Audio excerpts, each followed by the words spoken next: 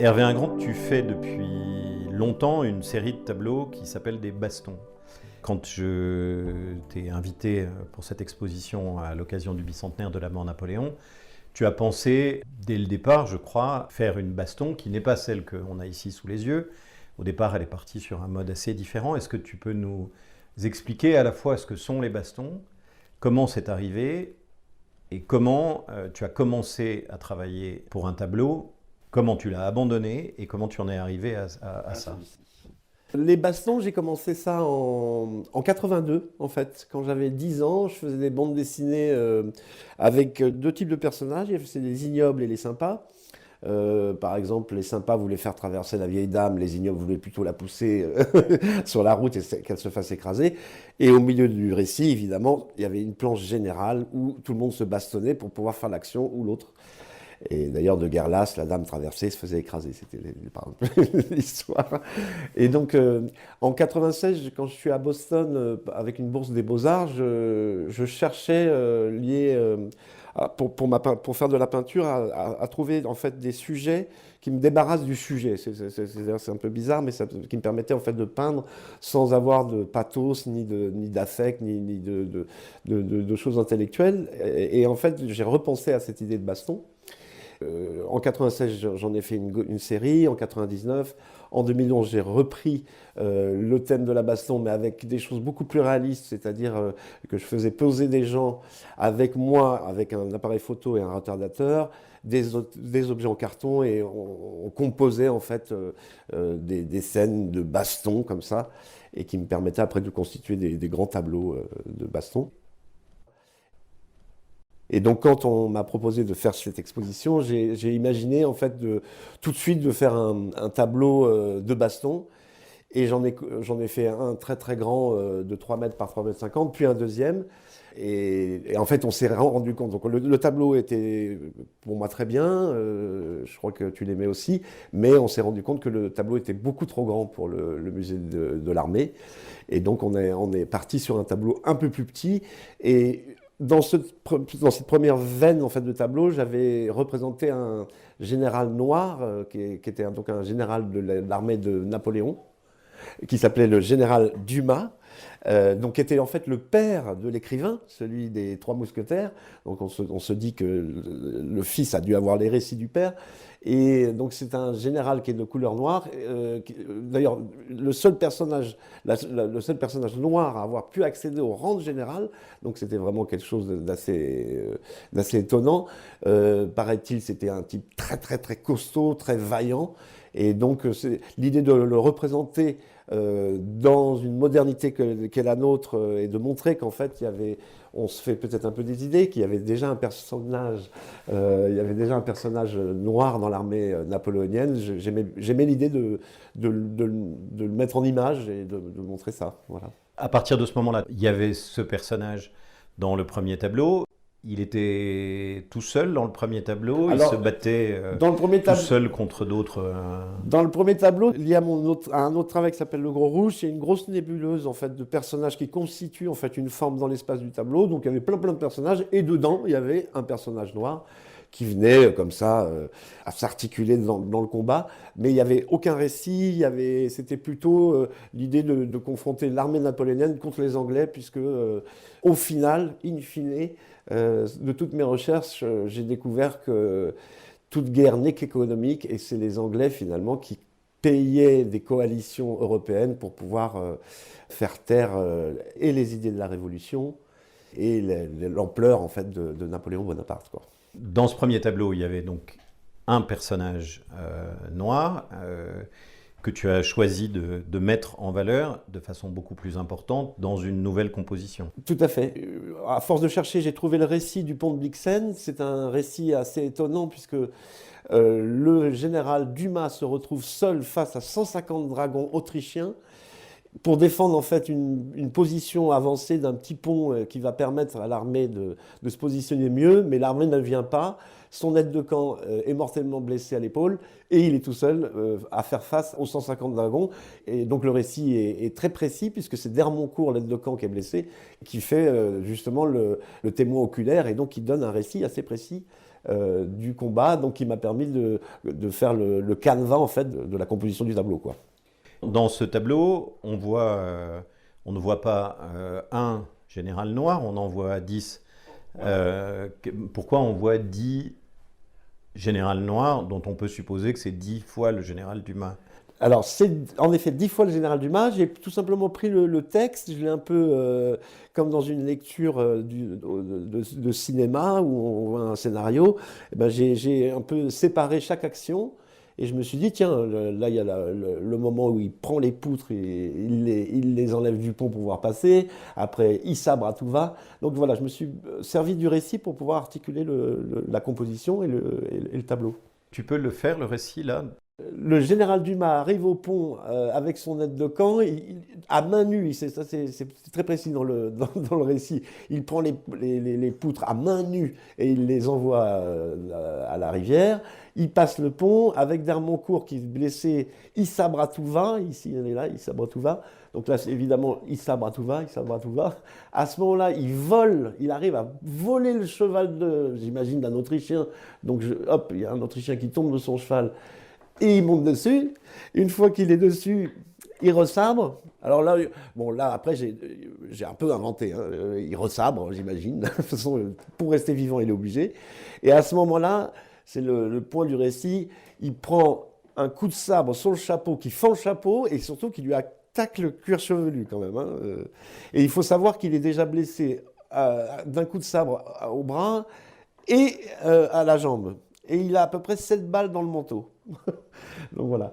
Et à ce moment-là, donc il chancelle un peu, mais il arrive quand même à contenir l'armée autrichienne. Et c'est pour ça que j'ai fait cette espèce de position où les gens sont un peu estomaqués. Et à ce moment-là, arrive l'armée et il arrive à tenir la position du pont.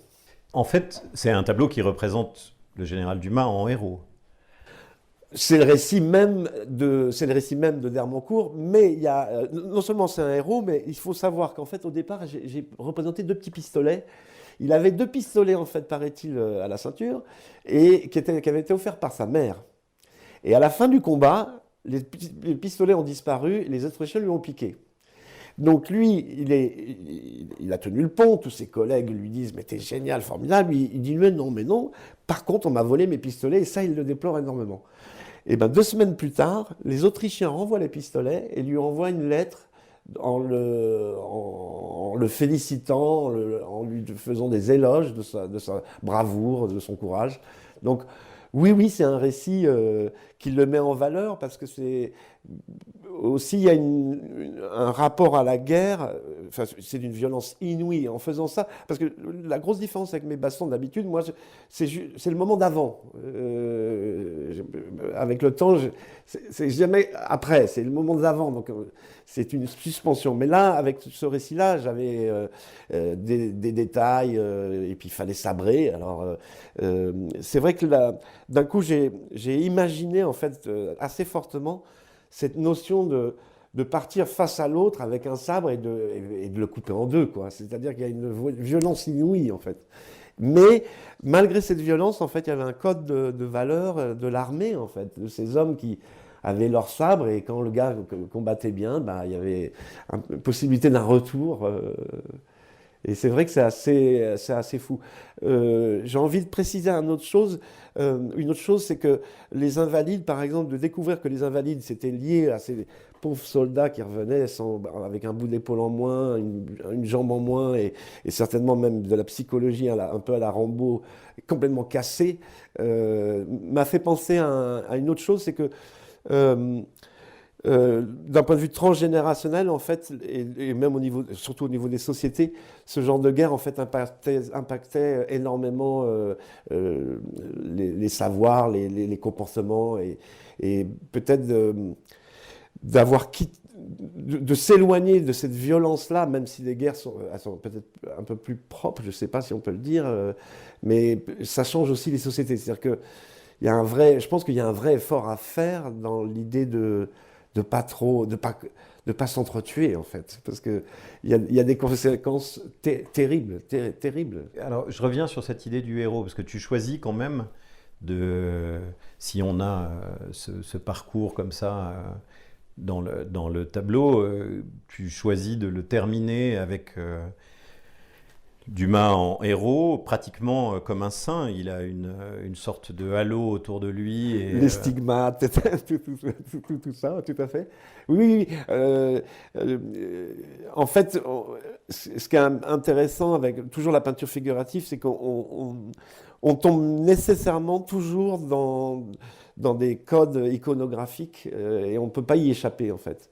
Et alors, c'est vrai qu'en plus, ce qui est amusant, c'est que justement, on parlait de passerelle avec la bande dessinée, ça c'est très bande dessinée, mais finalement c'est aussi le Christ en Mandorle, on revient vers des codes en fait, malgré une échappée qui serait, on va dire, irrévérencieuse, BD et tout ça, en fait on retombe dans des codes de représentation classique en fait.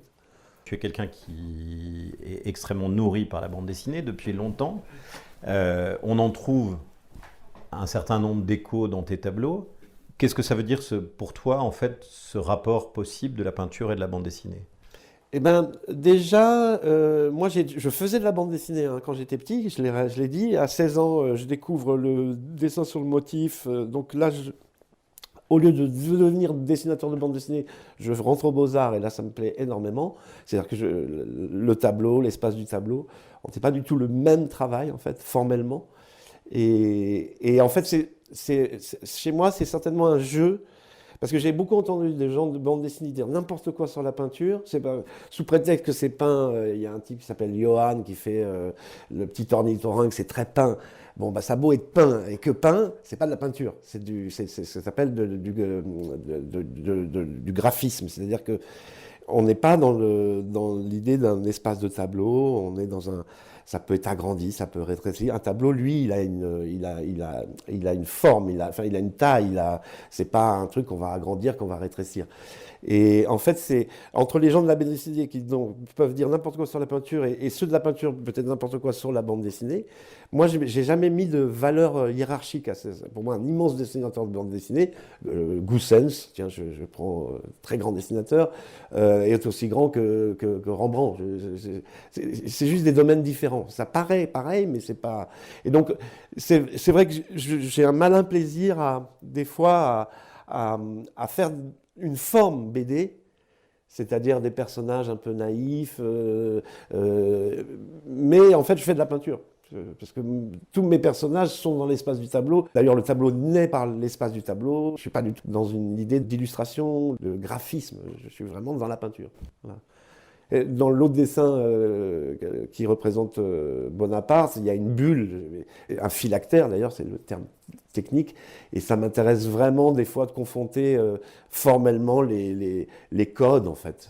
Comme là il y a un BAM, j'ai beaucoup hésité à l'écrire et puis finalement je me suis dit si c'est très bien d'écrire dans le tableau et de toute façon dans l'histoire du tableau, il y a un nom précis, j'ai oublié, mais au 19e le peintre gravait son nom sur une pierre. Il y a toujours eu des jeux de codes. Dans le médiéval, dans les tapisseries, il y a le tissu avec la face du Christ, qui est lui-même un tissu tissé, qui est représenté, mais dans une maille tissée elle-même. Enfin, il y a toujours, voilà, c'est vrai que ces jeux-là m'amusent beaucoup. Et ça permet des choses qu'on n'a pas vues dans ta peinture jusqu'à présent. Je pense par exemple au personnage du Noyer. Alors lui, il est arrivé à la fin. Il y a deux choses qui m'intéressent avec le personnage du Noyer et le pont et la baston, c'est qu'en fait, pour le coup, ça parle vraiment de temporalité, c'est-à-dire que entre l'eau qui coule, le bout de bois qui vole, qui va flotter et couler, en fait, il y a plusieurs temps dans ce tableau, qui fait que le récit, qui doit être très rapide ici, est confronté à l'eau qui coule comme ça, très doucement, et ça m'intéressait beaucoup. Tu montres aussi un dessin. Tout à fait, tout à fait. Est-ce que tu peux nous parler de ce dessin? Alors, ce dessin, en fait, c'était au départ une étude préparatoire pour un tableau. Et au départ, d'ailleurs, je voulais vraiment faire ça. Le thème du dessin, pour moi, de tout ce que j'ai trouvé, en fait, c'est vraiment la chose la plus marquante pour moi de Bonaparte. C'est-à-dire qu'à la fin vraiment de sa carrière, tout est fini. Il rend le pouvoir et il part à Rochefort pour pouvoir partir soit aux États-Unis, soit en Angleterre. Il hésite, je crois. Voilà, il part à Rochefort, mais malheureusement, Rochefort a été envahi par les Anglais, et il arrive à Rochefort et il se fait capturer par les Anglais. Là-dessus, les Anglais l'emmènent en Angleterre, et sur le bateau où il est, on veut le désarmer, et on lui dit, donnez-moi votre sabre. Après, peut-être je ne suis pas très très précis, mais il part vraiment en Angleterre en se disant qu'il va avoir une protection diplomatique. Il n'a jamais assassiné de ses propres mains des gens, c'est des rapports de guerre, et il pense avoir vraiment une protection diplomatique. Et là, en fait, on le désarme, on veut le désarmer. Et là, sa seule réponse, c'est de dire, venez la chercher. Évidemment, personne ne va la chercher, et il garde son arme. Et pour moi, c'est un moment vraiment... euh, euh, on peut dire ignoble en fait, parce que c'est pour moi une immense trahison. Je pense que c'est quelqu'un qui était, voilà, en fait les Anglais ont véritablement fait quelque chose d'ignoble à ce moment-là. C'est-à-dire qu'ils ont voulu le désarmer, et après, de toute façon, on sait, de ce pont-là, il n'a même pas mis le pied sur la terre d'Angleterre, on l'a remis sur un autre bateau, et là, Sainte-Hélène.